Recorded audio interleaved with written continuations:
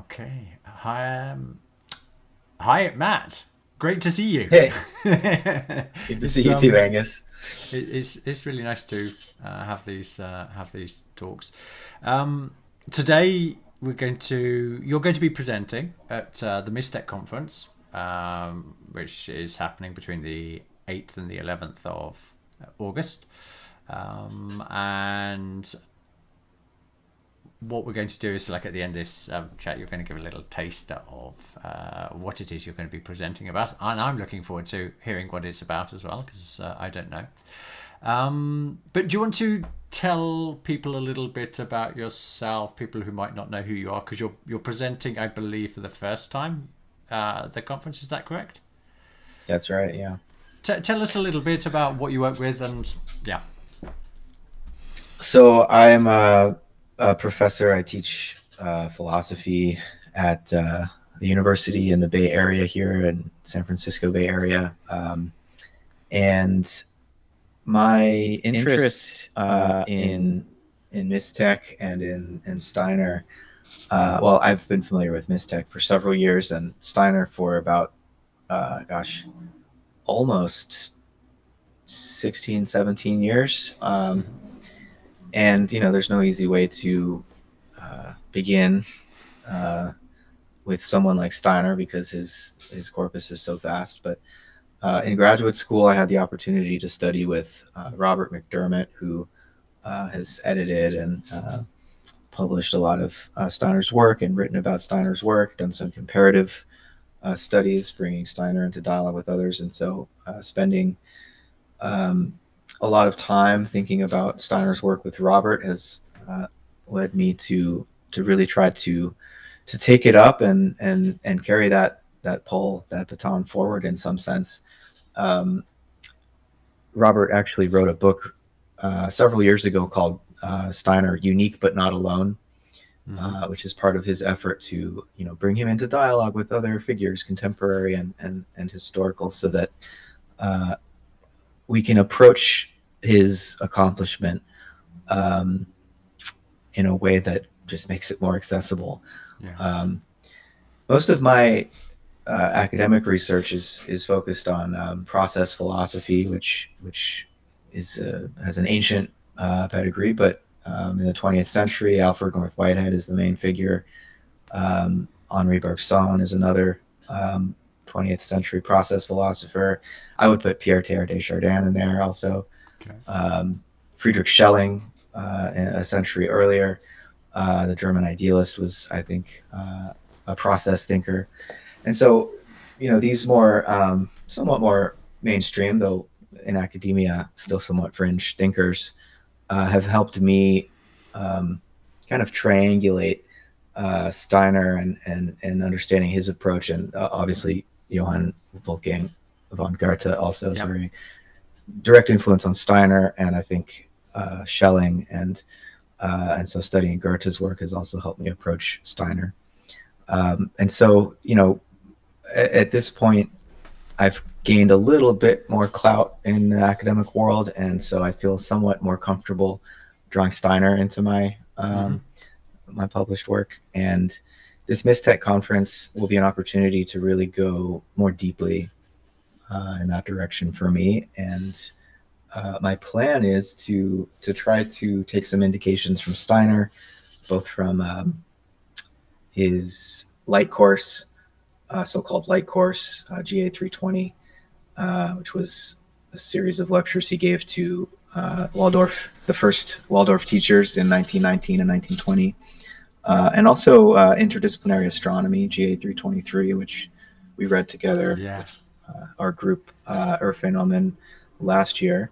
Um, and to draw some indications from what Steiner is suggesting for natural science, uh, and to show the resonances with Whitehead's work.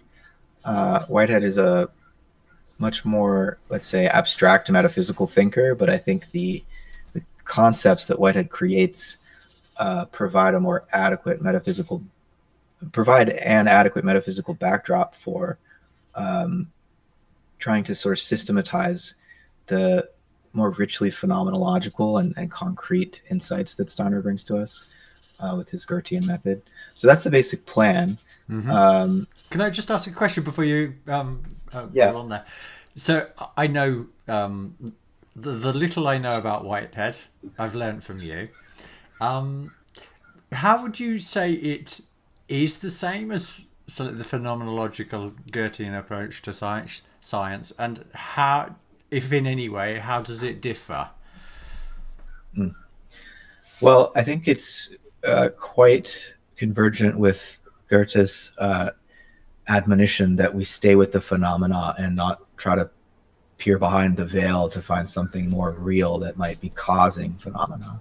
Hmm. Um, Whitehead, in his 1920 book, The Concept of Nature, develops the sustained critique of what he calls the bifurcation of nature, which has been typical of modern science since the time of Galileo and the scientific revolution, where what science has done is it separates the primary characteristics from the secondary characteristics, and in Whitehead's terms, ends up creating a conjectured world, sort of mathematical model, Yeah. which would be said to be behind phenomena, causing our experience, which would be just a dream, an illusion, right? And so, modern science, for most of its history, has diminished our so-called the secondary characteristics of our inner experience and elevated this conjectured model that we never actually contact. And so, this is Whitehead's critique. It sounds very similar, if not identical, to Goethe's critique Mm-hmm. of modern science. And so, Whitehead ends up saying uh, science needs to reimagine itself as the study of what we are aware of in perception. And what we are aware of in perception includes the redness of the sunset, as much as it includes other hypothetical uh, accounts that the physicist might want to offer. But the point, Whitehead wouldn't want to limit hypothesis formation, but like Goethe, he would say uh, a hypothesis must at least be um, uh, what it's conjecturing must be perceivable, at least in principle. It can't be unperceivable in principle, Mm-hmm. because then you're dealing with something purely abstract and Yeah. conjured by your intellect. And so we can think of hypotheses then as scaffolding, right? And once we develop the perceptual capacity using our own endogenous instruments, maybe some external technological instruments, then we get rid of the scaffolding. We have the phenomenon, Yeah. right? And so, as Goethe would say, the rightly arranged facts are their own theory. I think Whitehead is suggesting something very similar. I was thinking, obviously, people within anthroposophy, they're like well aware of the Urpflanze, the archetypal plant that has a very high standing within anthroposophical circles, and even the Urtier, but that wasn't as well fleshed out. But is there something similar for which Whitehead is known? Is it recognised like this is it's like a significant advance? Yeah, in a way that we might be able to recognise as similar to Goethe. Hmm.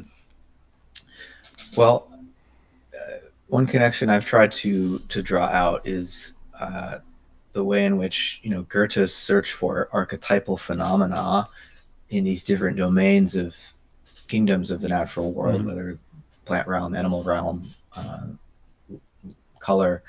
Um, Whitehead's looking for something similar in a more general sense. I said earlier he's more metaphysical and abstract, but you could say Whitehead's core idea he calls concrescence, Mm-hmm. which is this process by which nature at every scale inherits the past and brings forth something new.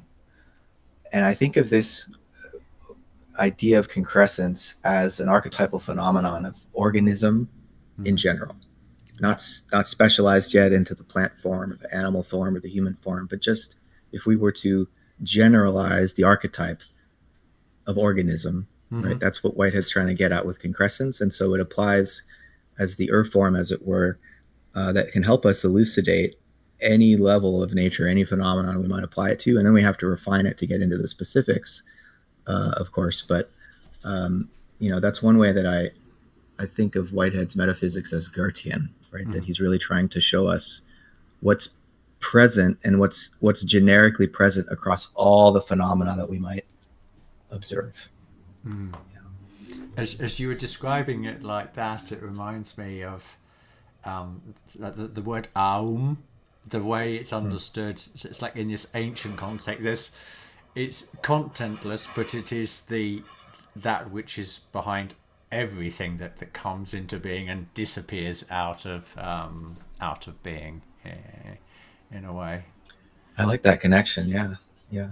I hadn't thought about that. It's yeah, yeah. Um, so, anything else you wanted to add about? Because when we first got to know each other, about going back about 3 years ago now, I knew nothing about the CIIS. There, it was all a bit of a mystery to me.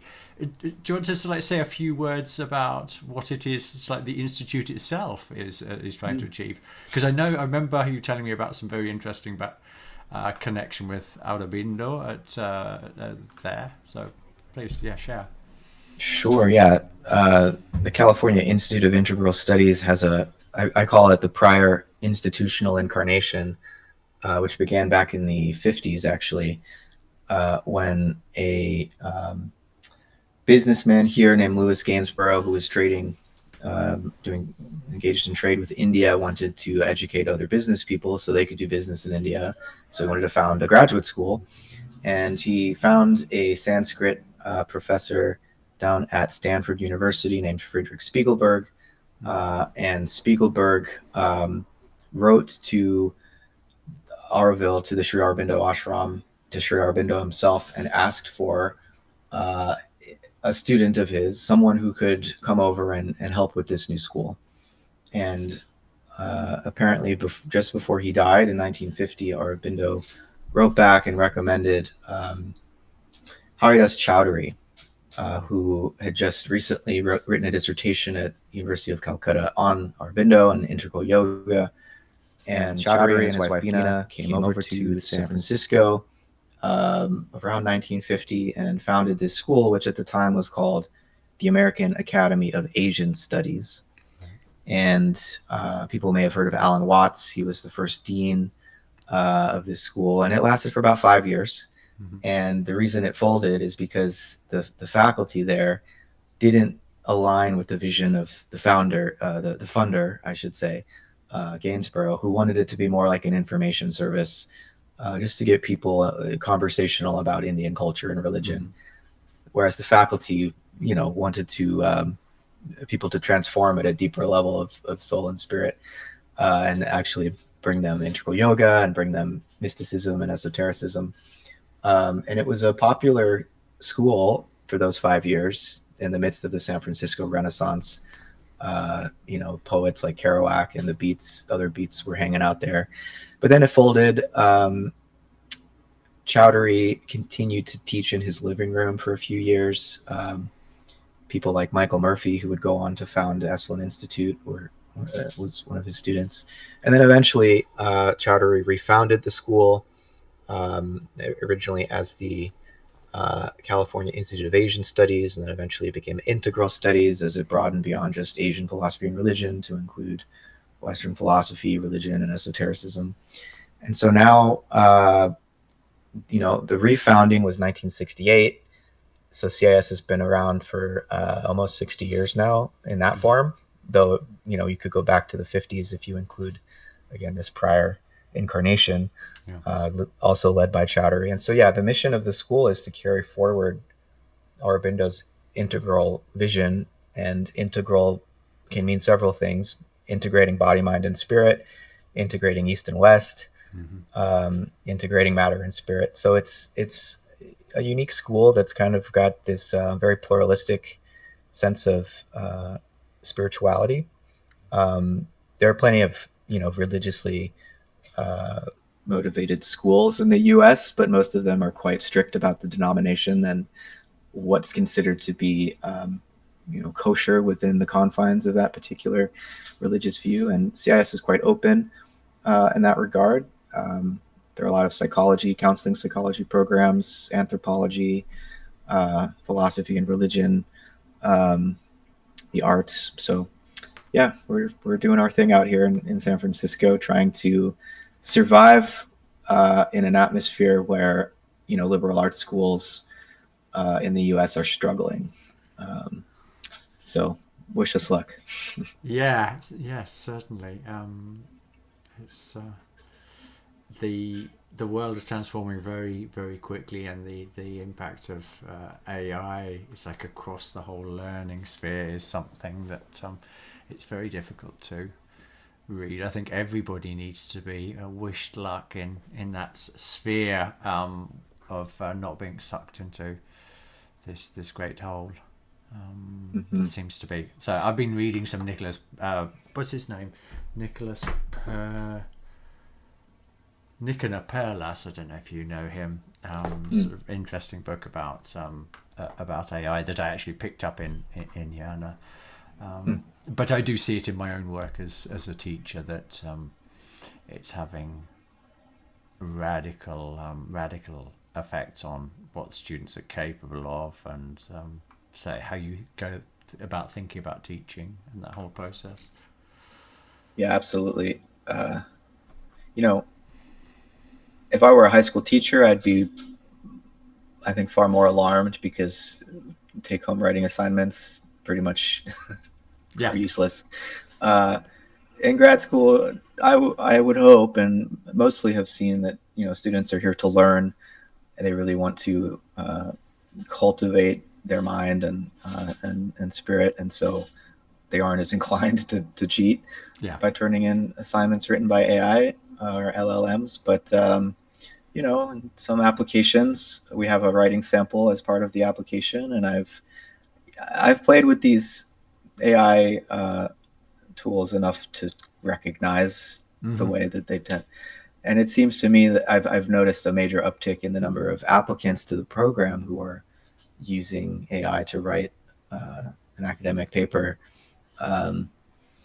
And occasionally I've had a few students do that for drafts of papers they've turned in, and it's still at the point where I can notice it.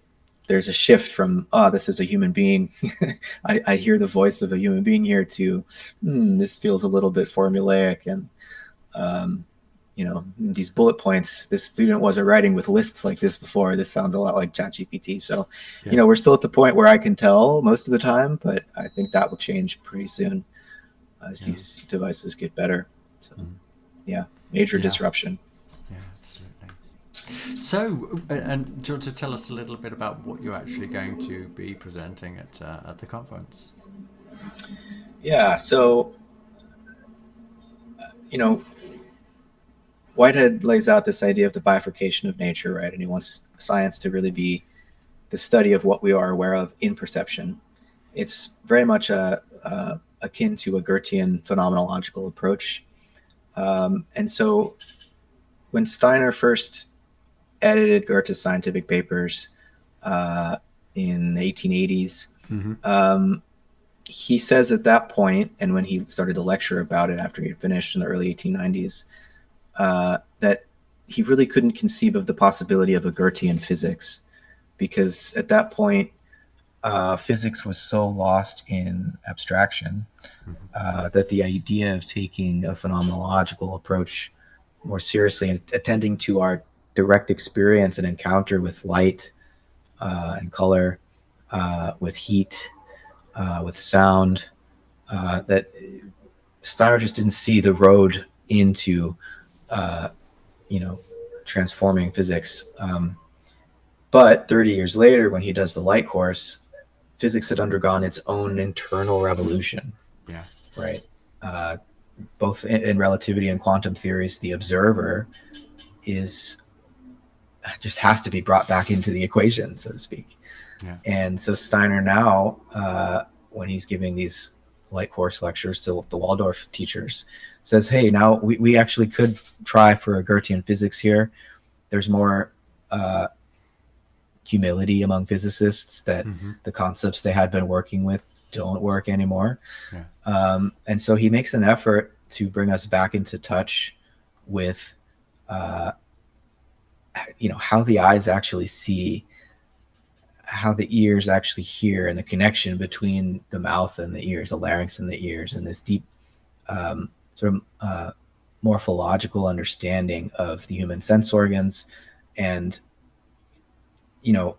I tell people interested in Whitehead who are still have the residue of materialism just sort of shaping their thought, that, if we really do unbifurcate nature, if we eliminate this sense of a separation between this inner experiential realm of the soul and the external realm that we used to think was just matter and motion, it might initially, the sorts of scientific statements we make are initially going to sound pretty weird, because we're so used to thinking in terms of an abstract model of nature. And so, all I really want to do in my presentation is begin with some indications from Steiner and some help, conceptual help from Whitehead, to begin to imagine what physics would look like if we didn't imagine that the human being and human consciousness was some kind of intruder into nature, but that we are, in fact, an amplification and an exemplification of the deepest processes of the natural world around us. And so, as Goethe would say, the human being is the most refined instrument that we could ask for in the study of nature. Steiner gives us, takes, a few big steps, if not leaps, in that direction. But there's so much more work to be done. And we've had 100 years of physics after this really second scientific revolution. And there's some signs of hope, but for the most part, physics has become even more convoluted and mixed up in abstraction because it didn't respond adequately to that moment of possibility that Steiner recognized 100 years ago. And so I'm going to try to bring us back to that moment and see if we can't move forward from there in a different way that would avoid, say, the terrific catastrophe of string theory and these forms of elaborate Byzantine abstraction that have just totally disconnected us from real nature. So, as you say that, you're reminding me of some of the really good videos I've seen Formscapes do. I know the guy behind that. Keelan, yeah. It's really, really interesting topic. And I'm looking forward to being able to join you and hear about what the connections that you're making there. So I want to wish you good luck. Which day are you presenting on? 8th, 9th, 10th, or 11th? Do you know? Off the top I believe of your head? I believe it's the last day, which would be the 11th. Yeah. Good. Sunday. Okay. Great. Great. Good luck, and Thanks, Angus. we'll see each other. We'll see each other next Tuesday anyway. That's right. Yeah. See you. All right. Take care. Cheers. Bye. Bye.